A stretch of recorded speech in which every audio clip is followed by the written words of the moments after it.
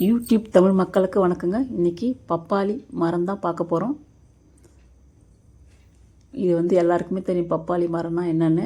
ஆனால் அதுக்குள்ளே இருக்கிற எவ்வளோ சத்துக்கள் வந்து நமக்கு கணிச்சு சொல்ல முடியாது. அவ்வளோ அதிகமான சக்திகள் இருக்குது. ஏன்னா ஒவ்வொரு முறையும் எனக்கே பார்த்திங்கன்னா இந்த ஆண் மரம் தான் நிறைய இருக்கும். பூக்கள் நிறைந்த மரங்கள் ஆண் மரம், காய்கள் நிறைந்த மரம் பெண் மரம்னு சொல்லுவாங்க.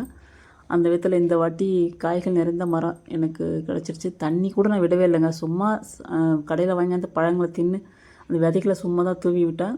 ஆனால் தண்ணி இல்லாமலே அது காய்ச்சிருச்சு. ஆனால் காய்ச்சதுக்கப்புறம் நான் தண்ணி விடுறேன்.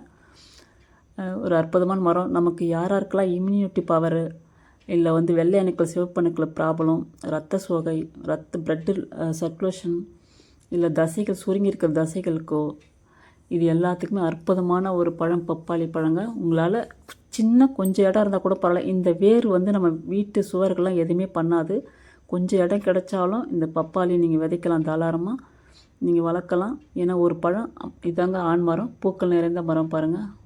நிறைய வெட்டி போட்டால் அதில் ஒரு மரம் மட்டும் விட்டு வச்சுருக்கேன்.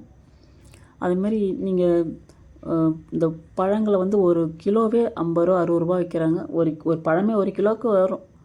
அதால் இது நமக்கு மிச்சம் பண்ணால் கொஞ்சம் இடம் இருந்தாலும் இந்த பப்பாளி நீங்கள் விதைச்சி பாருங்கள், உங்களுக்கு நல்ல நன்மை கிடைக்கும். அது இல்லாமல் இந்த பப்பாளி காய் வந்து நீங்கள் வந்து காய்கறி இல்லாத டைமில் வந்து நீங்கள் கூட்டு பண்ணி பருப்போடு சேர்த்து செய்யலாம். சும்மா சூப்பராக இருக்கும்.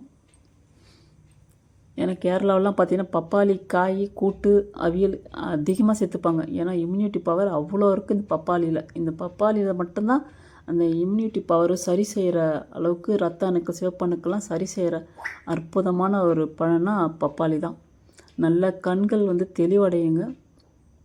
நம்ம முகத்துக்கு ஃபேஷியலாக கூட அந்த பப்பாளி நம்ம வந்து பண்ணி பயன்படுத்திக்கலாம்.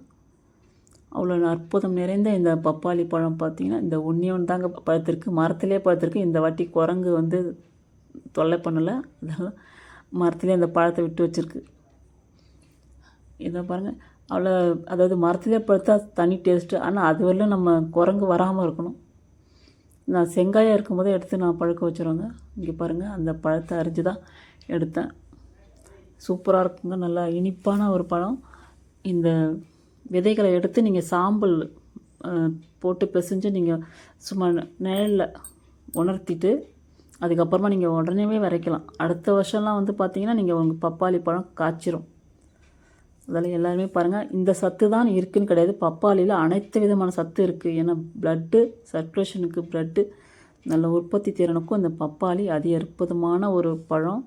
சீப்பாக நம்ம வீட்டிலே வைக்கலாம். அற்புதமான மாமரம், தென்னை மரத்தோட இது சீக்கிரமாக நமக்கு பலன் கொடுக்கும். பப்பாளி பிடிச்சிருந்தால் லைக் பண்ணுங்கள், சப்ஸ்கிரைப் பண்ணுங்கள்.